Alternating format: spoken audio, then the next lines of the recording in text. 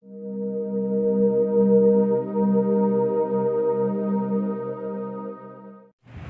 this video, we'll explore the details of what happens during the phases of meiosis and before meiosis.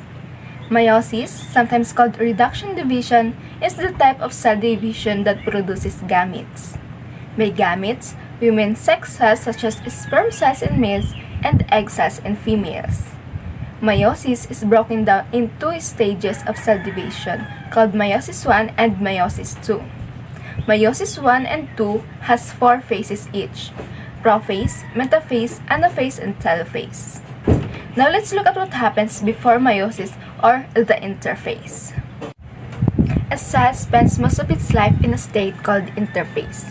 An interphase has 3 phases: G1, S, and G2 phase. G1 of interphase is sometimes called growth 1 or gap phase 1.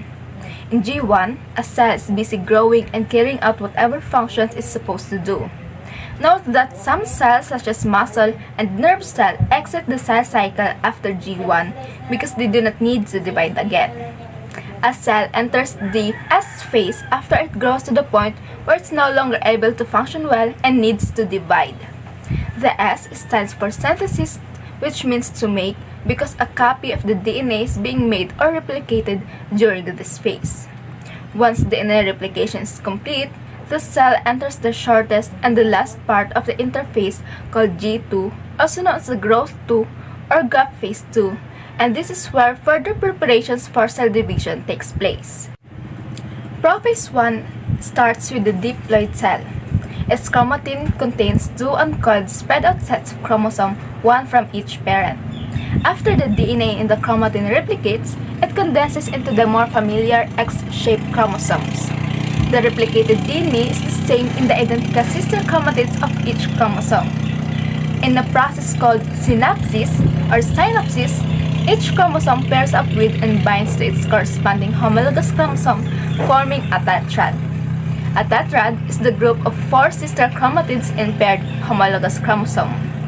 The chromosome contains genetic information called genes, and these genes were inherited from each parent, and different versions of the same gene on each chromosomes are called alleles. In a process called crossing over, chromatids from each homologous chromosome exchange segments of alleles. It's also called recombination. Crossing over randomly happens on every chromosome, resulting in different gene combinations. This explains why every gamete is genetically different from every other gamete. Crossing over results in genetic variety in offspring. This is why children are different from their biological parents as well as from their biological siblings. Continuing on with prophase 1, the nuclear membrane disappears and centrioles move to the opposite ends of cell, and the spindle fibers fan out from them. In metaphase, spindle fibers from opposing centrosomes connect to the centromeres of the chromosomes and align them along the middle of the cell. The next one is anaphase 1. The pair of chromosomes are then pulled apart by the mitotic spindle, which pulls one chromosome to one pole of the cell and the other chromosomes to the opposite pole. In meiosis 1, the sister chromatids stay together. This is different to what happened in mitosis in meiosis 2.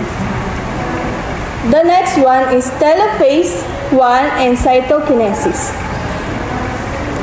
The chromosomes complete their move to the opposite pole of the cells.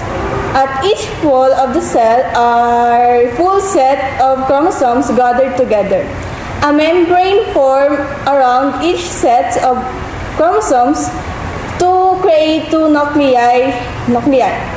The single cells then pinch in the middle to form 2 separate daughter cells, each containing a full set of chromosomes within a nucleus.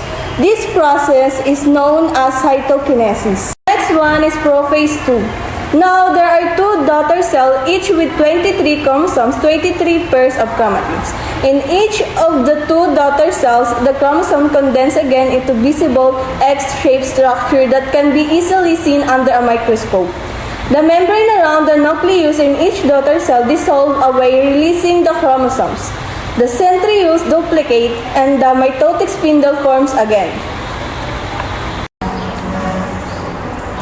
The next one is metaphase 2. In each of two daughter cells, the chromosome pair of the sister chromatids line up end-to-end along the equator of the cell. The centrioles are now at opposite pole in each of the daughter cells. Meiotic spindle fibers at each pole of the cell attach of each of the sister chromatids. The next one is anaphase 2. The sister chromatids are then pulled to opposite pole due to action of meiotic spindle. The separated chromatids are now individual chromosomes. The next one is telophase 2 and cytokinesis. The chromosomes complete their moves to the opposite poles of the cells. At each pole of the cell, a full set of chromosomes